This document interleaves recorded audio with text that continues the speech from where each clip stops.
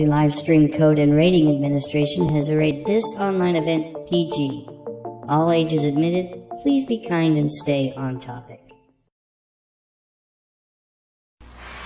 Activision presents Mega Mania, a new video game for your Atari video computer system. 1, 2, 3, 4! Mega!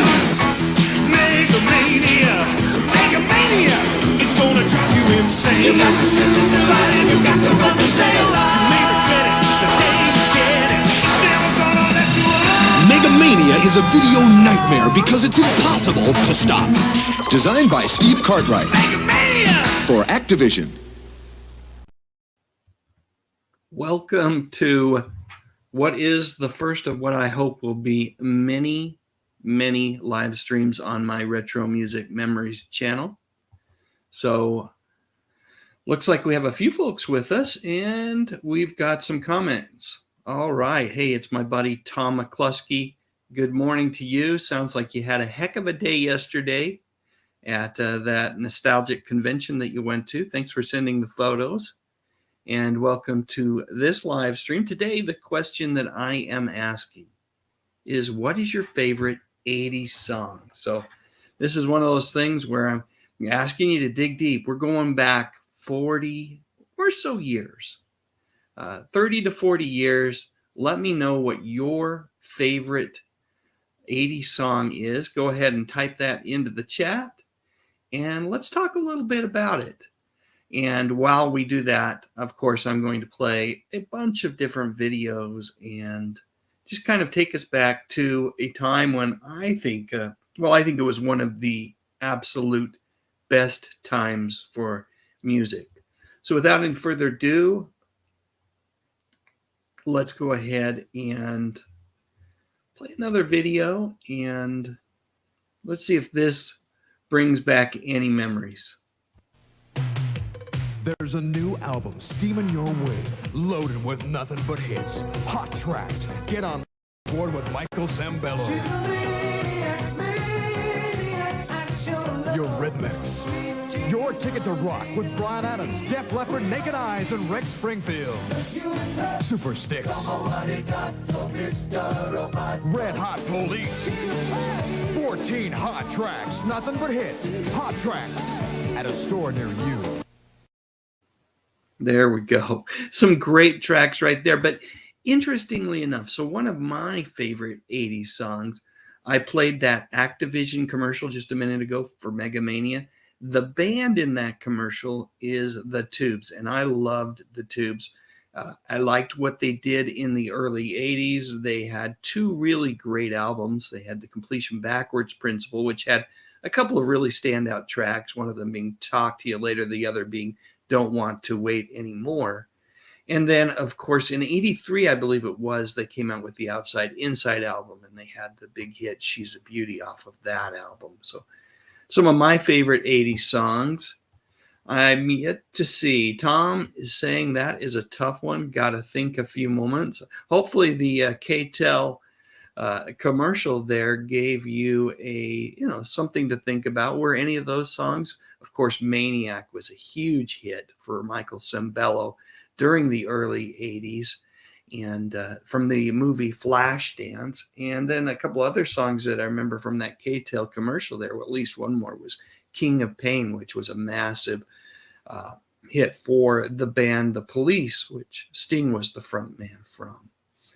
So as we continue to gather and hopefully get more people involved in the live stream, I'm going to go ahead and play another video.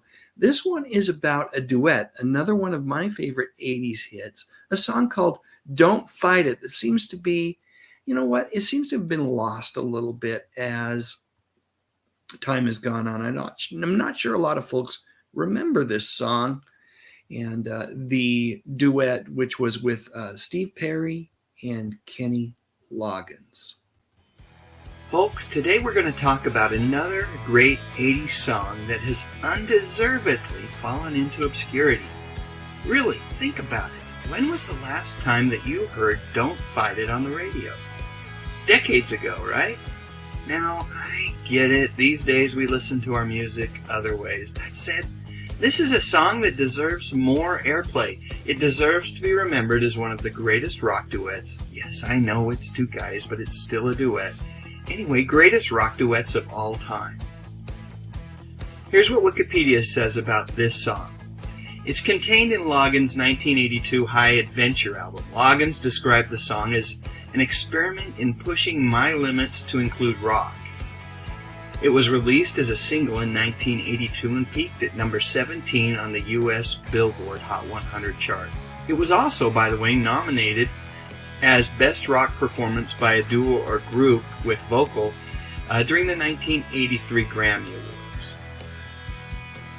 As I've already said, this was without a doubt one of the most underrated rock duet singles ever. In 1982, both of these extremely talented singers were on the top of their game. Steve Perry was riding high from Journey's Escape album. And Loggins, his star was still rising. He was everywhere. I remember the song I'm Alright from Caddyshack. That had come out earlier. But if you think about it, others will point to his years collaborating with Randy Messina, more softer folk rock kind of music. But after this song, he would really climb in terms of his fame and notoriety due to hit singles on both the Footloose soundtrack and the Top Gun soundtrack as well.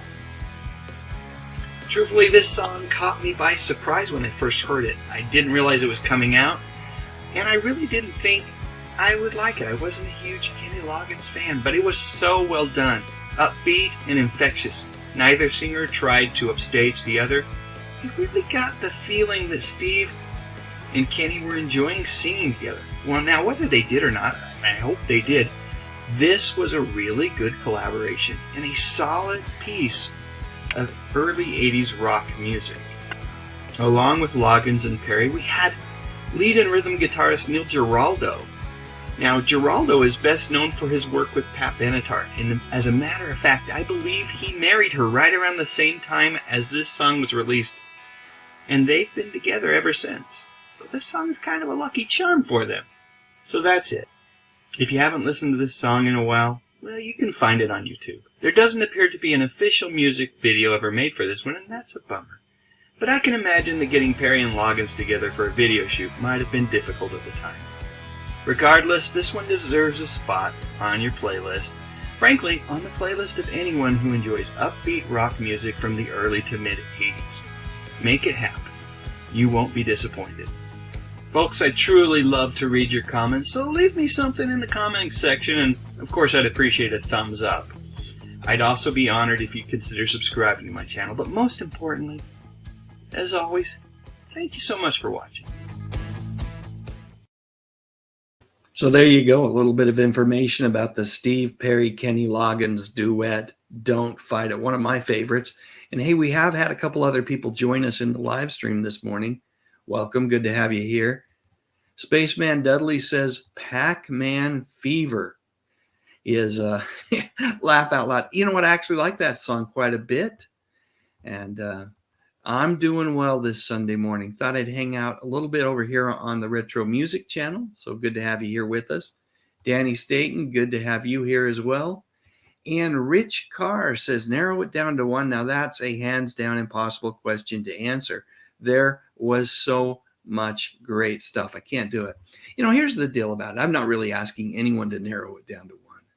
I have a bunch of favorite 80s songs, and I can't say that there's one single 80s song that is, you know, a favorite over another. But the 80s, particularly for me, 81 through 85 was just a golden era of music, and I certainly do love talking about it.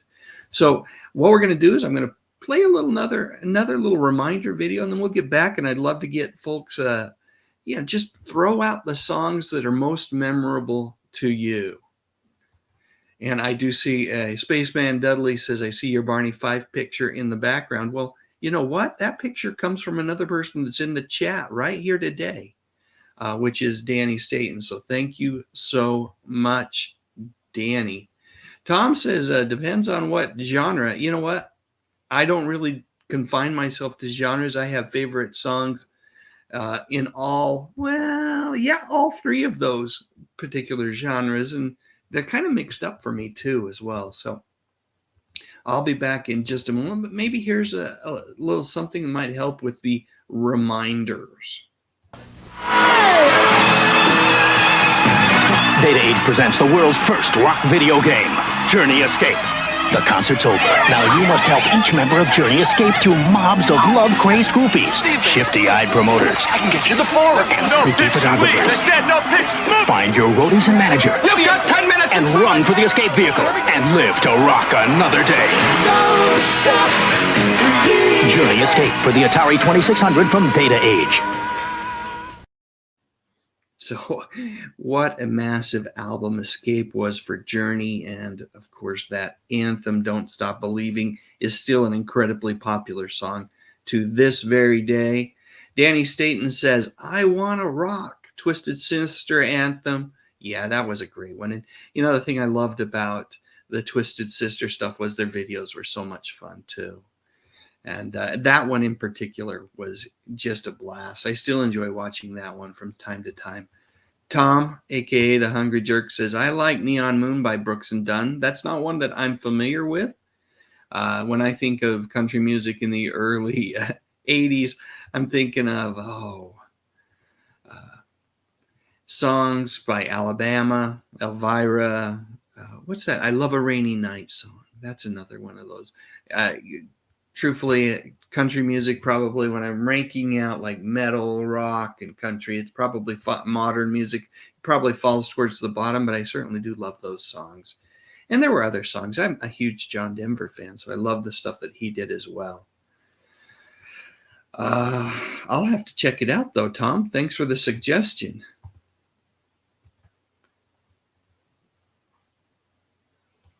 KTEL presents two exciting new releases. First, Get Dancing, original dance rock hits that'll make you move with Laura Branigan.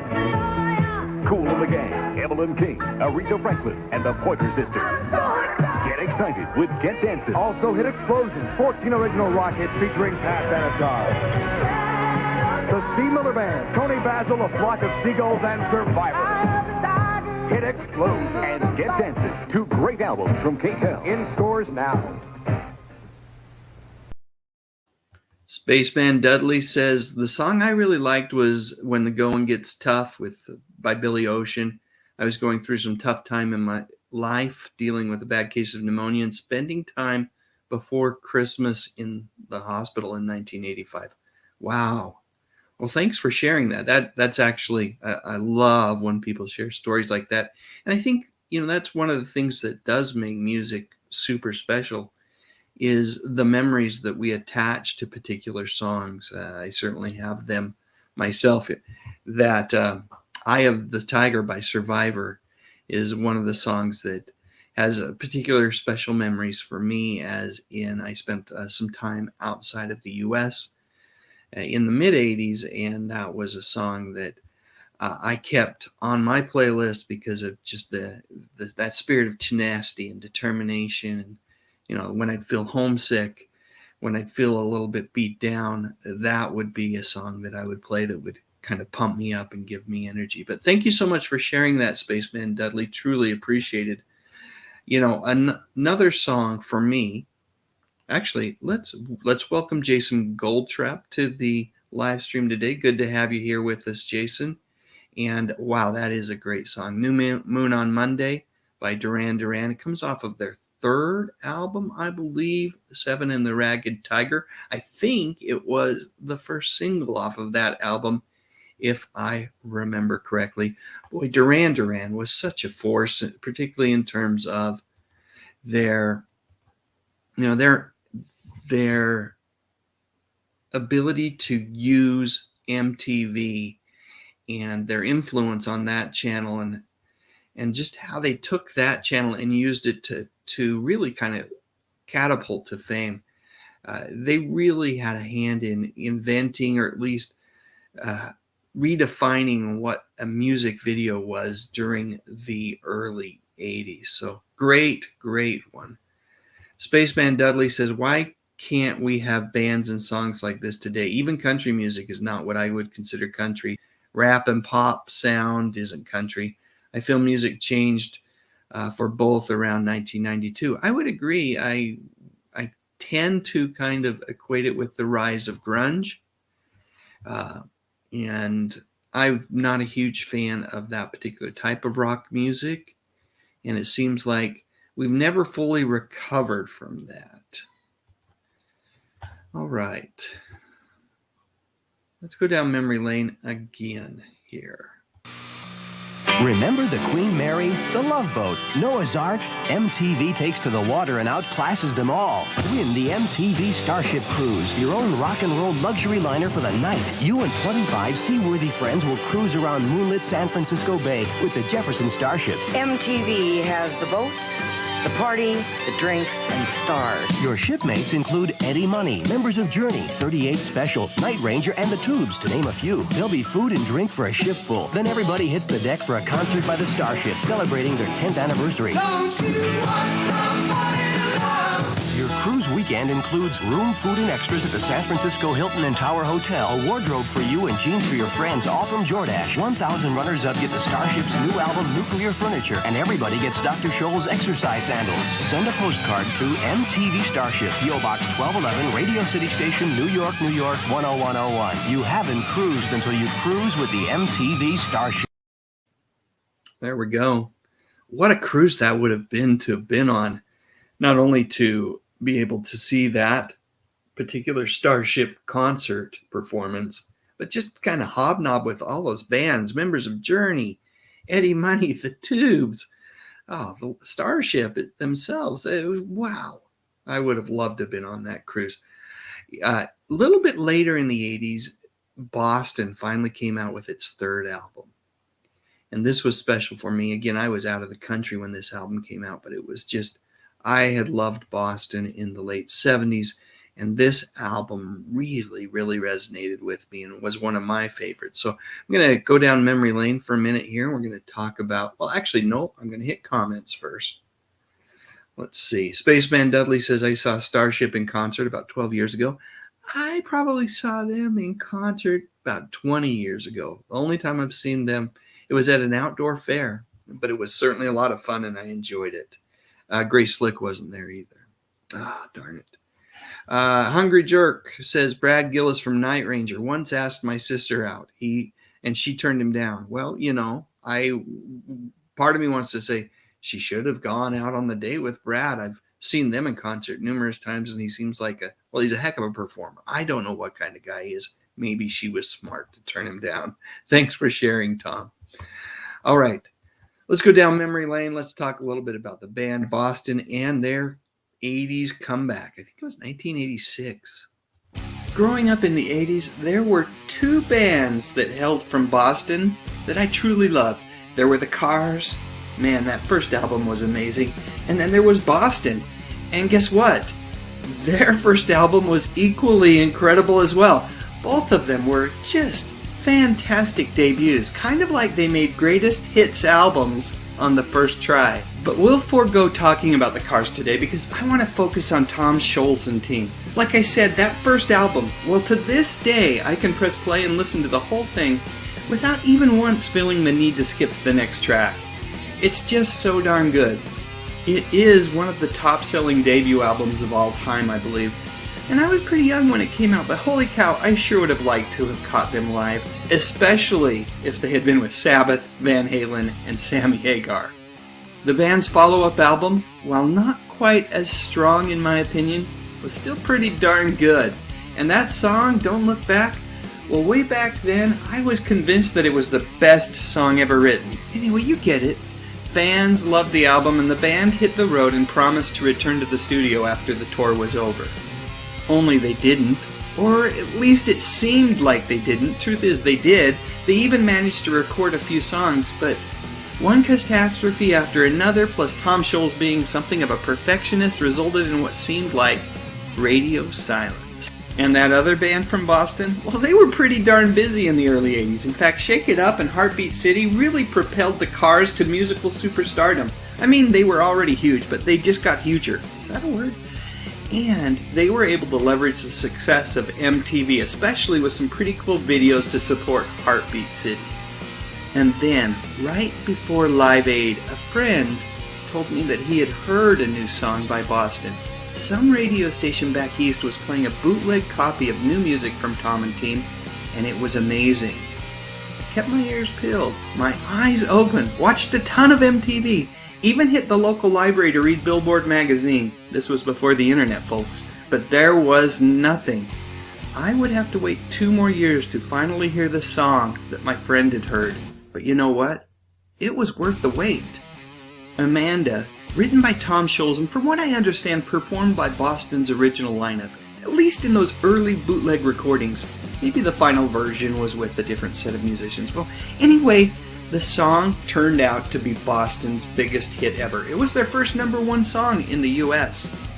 And it helped ensure that Boston's third album, their first for MCA Records, would be a huge hit. It was sweet victory for Tom Scholz, who had been taken to court by his prior label, CBS Records. Unlike the Cars, Boston chose to ignore MTV and did things old school.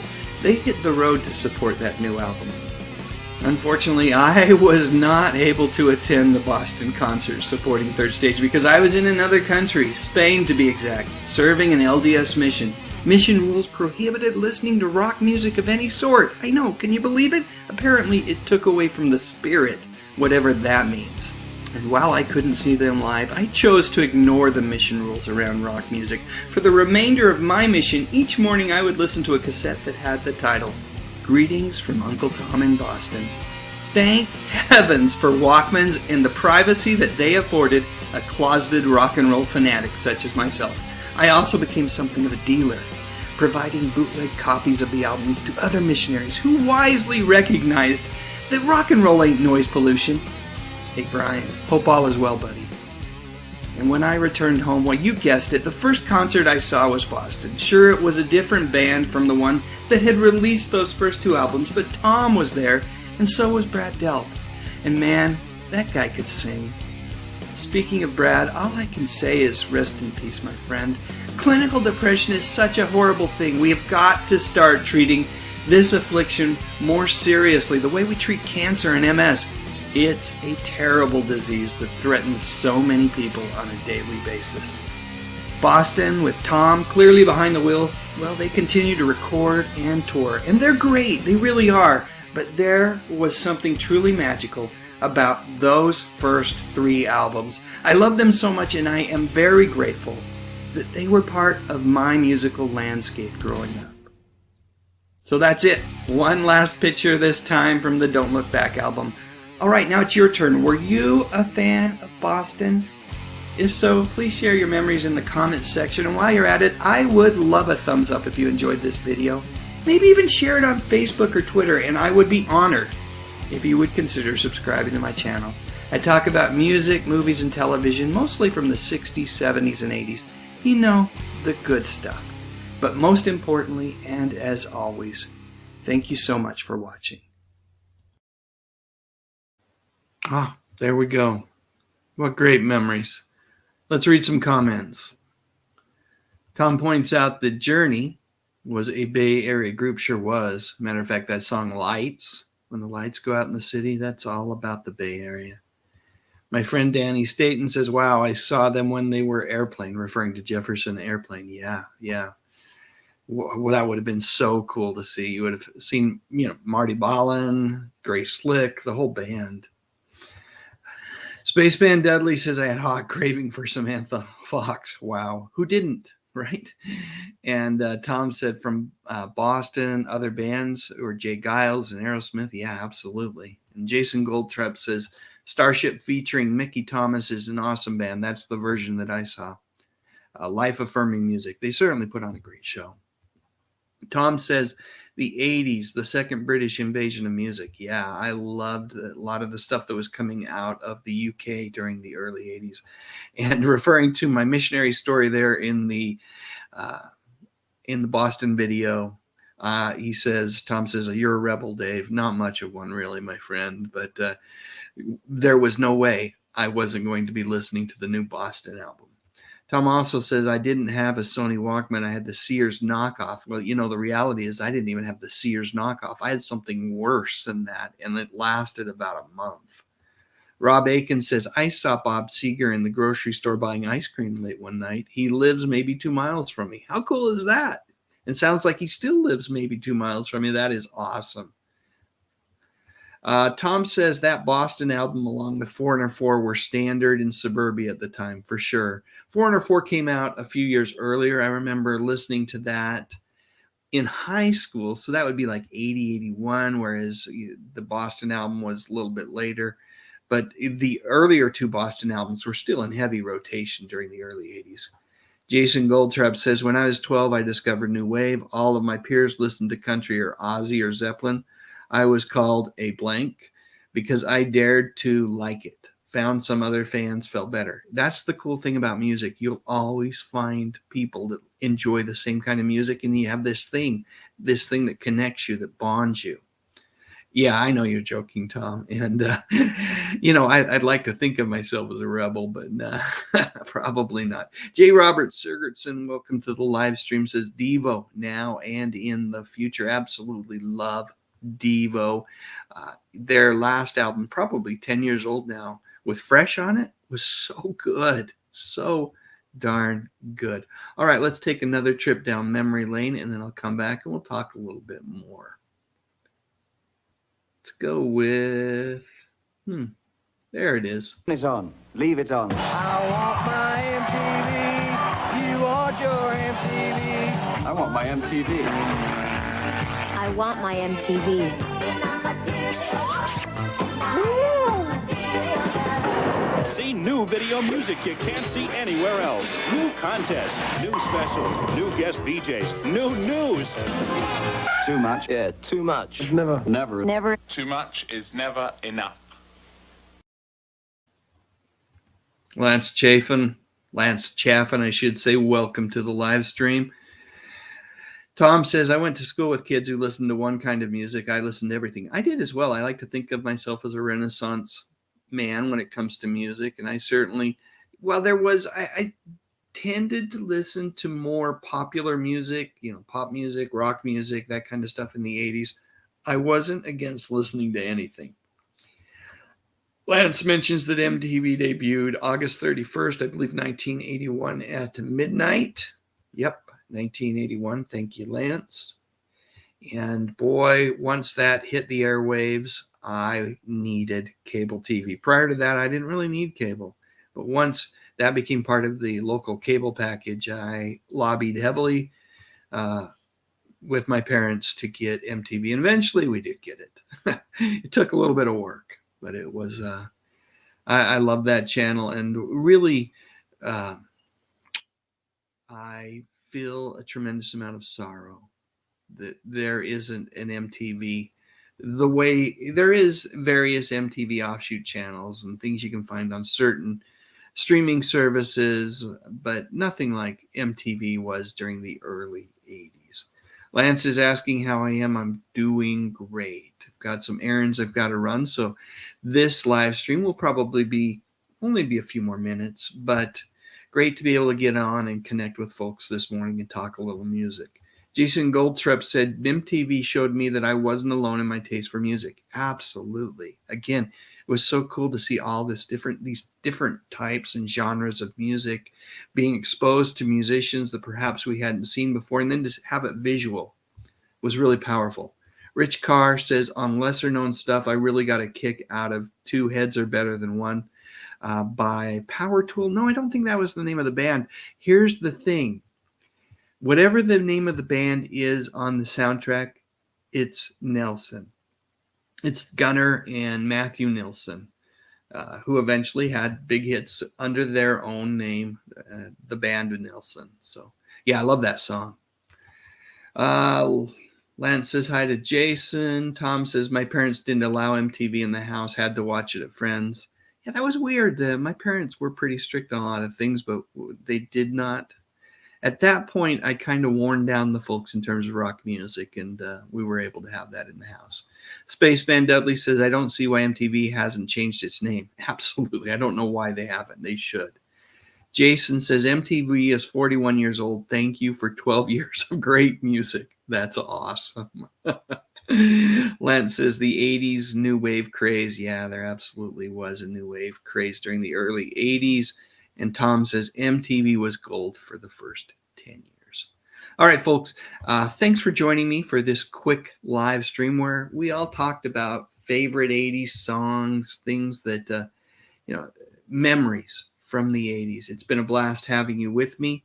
I'm going to leave you with I've talked a lot about the Tubes today so far. I kind of started this live stream talking about the Tubes. I will leave you with a lost performance. This from a television program. I don't know if any of you remember the Midnight Special with Wolfman Jack, but I believe this is where this originally aired, and it was never on an album or anything like that. I'm going to catch a couple more comments, and I'll leave you with a song called Brother, Brother, Don't Slow Down. Spaceman Dudley says, remember the Whitesnake video? How could I forget the Whitesnake video with Tawny Katane? Danny says, only 30 minutes? Yeah, I don't have a ton of time today. And that's why why I didn't do something over on the main channel. Thought I'd just come and hang out with you guys. Whoever could find me for just a little bit. Hey, you bet, Tom. Spaceman Dudley, yeah, you have a good one too, my friend. Jason Goldtrep says, Don Kirshner, Rock Machine. Yes, awesome. And of course I remember the Stranglers, another great early 80s UK band that really came out of the punk scene, during the late 70s. All right, as promised, folks, you can continue to visit in the chat, but I'm going to leave you with Brother, Brother, Don't Slow Down.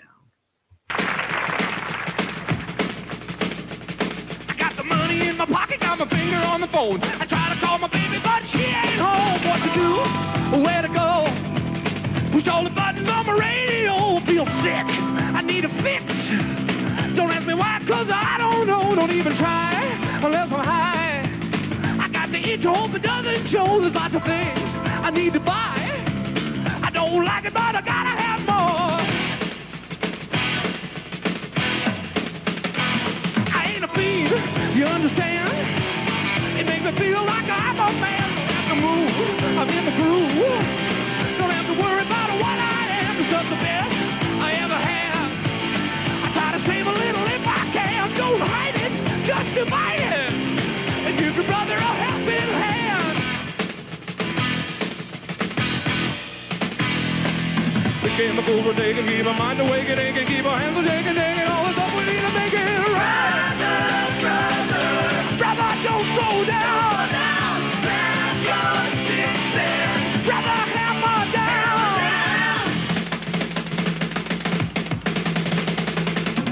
Who's the light and who's the dark? Spit on the cameras and the calling art is just a joke. It's all a hoax. We're all brothers and it's time to start. I got a plan, you understand? The truth is there in your own heart. Don't be a joy and get to work. You're gonna make it if you get smart. We had a little meeting in the evening by the poolside, and we all decided finally how I could be the cool guy.